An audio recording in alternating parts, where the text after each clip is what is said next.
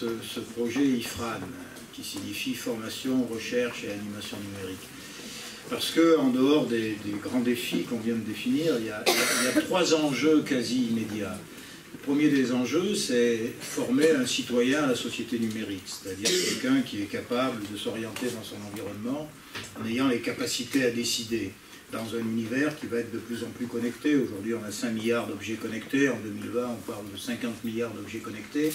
Et chacun d'entre nous est concerné, évidemment, dans le domaine de la santé, par exemple, qui est un domaine extrêmement important. Alors le risque devant lequel nous sommes, c'est qu'effectivement, on est une petite partie des initiés qui maîtrisent parfaitement les enjeux de la société numérique et qui soient capables de se déployer naturellement dans cet environnement, et puis que d'autres ne possèdent pas, finalement, les modalités de décryptage, par exemple, de protection des données personnelles, savoir qu'on est tracé de manière permanente.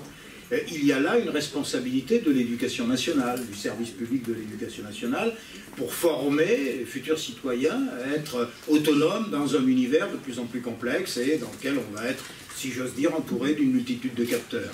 Ça, c'est un premier enjeu extrêmement important, et cet enjeu appartient à l'éducation nationale, l'enseignement secondaire et l'enseignement supérieur, évidemment. Et puis, il y a la dimension de la recherche.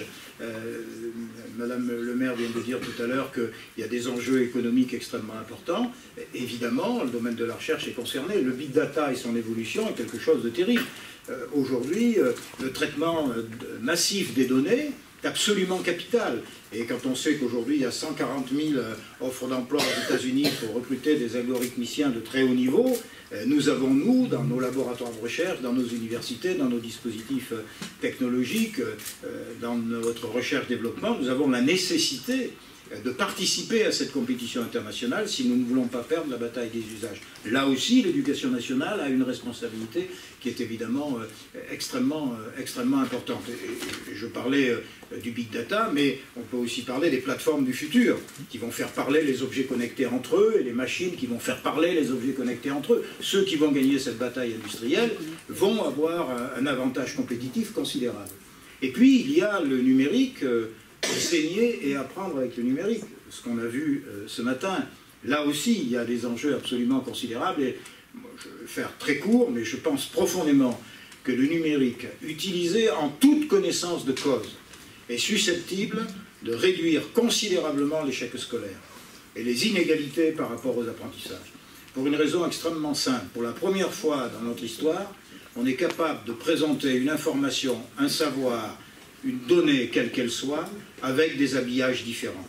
C'est-à-dire qu'on est capable de pluricontextualiser le traitement de l'information.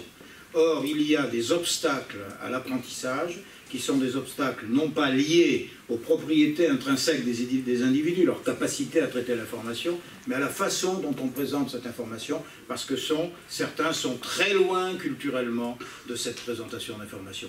Et le professeur, il est démuni. La seule chose qu'il est en mesure de faire, c'est de dire on ne comprend pas ce que je suis en train de dire, alors autrement dit, et il dit autrement un certain nombre de choses, sauf que si vous faites la pédagogie de l'autrement dit, vous faites 10 minutes de cours. Avec les possibilités de combinaison, de recombinaison, de présentation plurielle des informations, vous avez la possibilité de contextualiser de manière considérable les informations et donc d'accroître la probabilité d'accès à l'information du plus grand nombre. Ça, c'est un enjeu extrêmement important. Alors, ce n'est pas le seul, évidemment. On a vu ce matin des choses tout à fait intéressantes sur la collaboration entre les élèves. Il y a un apprentissage social qui va être fait et qui est évidemment extrêmement important. Puis la troisième dimension, c'est évidemment la possibilité de partager l'ensemble de ces informations, de ces résultats. Et le projet IFRAN a pour but de faire en sorte que les résultats soient des résultats solidarisés, partagés, diffusés. Pour ça, il faut des grandes plateformes de diffusion. L'éducation nationale travaille à Canopé, réorganisation de Canopé, la direction du numérique travaille autour de ce sujet-là. On est équipé pour ça. Simplement, il faut que ce qu'on offre à l'échange, à la diffusion, soit quelque chose qui soit repérable comme étant valide, utile, transférable. C'est extrêmement important. Alors vous voyez bien, derrière tout ça, il y a une dimension de formation qui est capitale et qui est une formation qui doit s'inspirer un tout petit peu de la formation par la recherche et qui doit, comme le disait tout à l'heure quelqu'un dans la petite réunion que nous avions, il ne s'agit pas d'imposer d'en haut des règles de fonctionnement d'un appel à projet. Il s'agit simplement de donner au terrain la possibilité de construire un projet lequel projet fera l'objet d'une évaluation, pour que son excellence soit reconnue et qu'elle soit portée dans l'espace plus général de l'éducation nationale. Et au-delà de l'éducation nationale, il y a la formation des citoyens. La représentante du conseil départemental le disait tout à l'heure, il est évident que l'école a une responsabilité au-delà de l'école elle-même, puisque les enfants sont en relation heureusement avec leurs parents, et il y a cette dimension-là qui est tout à fait importante, et aujourd'hui avec le numérique, on peut faire ça. Et enfin, je dirais que je veux dire comme ça, il y a une refondation de la formation des enseignants autour de ça. Parce qu'encore une fois, pour la première fois dans notre histoire, quand il n'y a plus de questions sans réponse. Mais les réponses ne sont pas toutes pertinentes. On clique, la réponse arrive. On oublie la réponse, on reclique, elle revient. Donc simplement, cette réponse n'est pas nécessairement pertinente, et la pertinence de la réponse réclame qu'un certain nombre de professionnels du traitement de l'information soient capables d'aider à ce que nous soyons en mesure de faire la différence entre le bon grain et l'ivraie. Et on n'a jamais eu autant besoin de professeurs pour faire ça aujourd'hui. Donc il faut faire attention, ça c'est absolument capital. Le professeur n'est plus le seul dépositaire des contenus, mais il doit être encore celui qui est capable de maîtriser les procédures de traitement de ces contenus. Ça ne sera pas fait, mais si nous ne le faisons pas, il ne faut pas oublier que notre environnement est capable de l'organiser d'une certaine façon. Et donc le service public de l'éducation a une responsabilité considérable dans cet nouvel univers qui s'ouvre à nous. Voilà ce que je voulais dire, et le commissariat général a accepté de dégager quelques moyens pour que nous essayions d'être une toute petite brique dans ce grand plan numérique qu'a décrit Madame la Ministre. Et cette petite brique, elle peut être intéressante parce qu'elle doit être exemplaire. C'est-à-dire qu'elle doit permettre de déployer très au-delà d'elle-même un certain nombre de nouvelles pratiques et surtout une certaine façon de donner une vraie responsabilité au terrain. Moi, je rêve depuis longtemps que les professeurs soient des auteurs. Les professeurs sont des consommateurs, des producteurs de ressources, il faut qu'ils soient des auteurs. C'est-à-dire qu'on reconnaisse évidemment ce qu'ils font, après que ce qu'ils font ait été en effet considéré comme étant diffusable. Et c'est le seul endroit où les producteurs ne sont pas auteurs. Dans le monde de l'enseignement supérieur que je connais un peu, et dans le monde de la recherche, les chercheurs sont des auteurs, et ils sont aussi des auteurs avec leurs élèves. Un professeur publie avec son doctorant. Un professeur peut publier avec un de ses élèves. On a vu aujourd'hui, tout à l'heure, un professeur nous a dit, mais les élèves nous disent, ne vous inquiétez pas monsieur, ça va marcher la prochaine fois. Et on a là une possibilité de coopération d'une nouvelle nature, sans confondre les uns et les autres.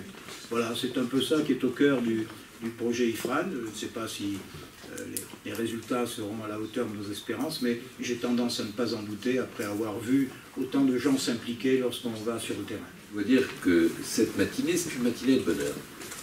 On a trouvé des équipes d'enseignants remarquables, utilisant des outils apportés par une collectivité territoriale qui a joué un rôle important.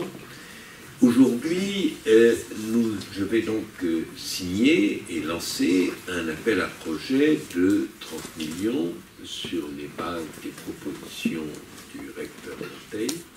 Et cet appel à projet, ouvert à partir d'aujourd'hui, qui durera jusqu'à ce que l'argent soit bien consommé, s'il en manque, puis on ouvrira un nouvel appel à projet, et qui doit enseigner à la fois les entreprises qu'évoquait Marcel Lemaire, le ministère de l'Éducation, ses établissements, au niveau de territoire, avec le concours des recteurs. C'est très important que les recteurs encouragent, accompagnent les établissements, avec le concours, nous l'espérons, de collectivités territoriales aussi dynamiques que celle de ce département, pour faire, on l'a dit, formation, recherche, animation numérique. Je crois que tout a été dit sur cela, je voudrais souligner que nous gérons là des crédits du programme d'investissement d'avenir numéro 2, que le président de la République a annoncé un programme d'investissement d'avenir numéro 3, doté de 10 milliards d'euros, et qu'il est prévu que dans ce programme d'investissement d'avenir numéro 3, il y ait des crédits, le montant n'a pas encore été défini, mais importants, pour l'éducation, la recherche, l'enseignement, la formation, et donc pour aller au-delà. Parce que notre objectif, c'est l'excellence, l'innovation, la compétitivité. On voit bien que tout cela passe par l'éducation. Il n'y a pas d'investissement d'avenir plus utile que l'éducation. et que l'idée que l'excellence soit réservée à certains est une idée qui nous condamnerait à l'échec dans le monde d'aujourd'hui.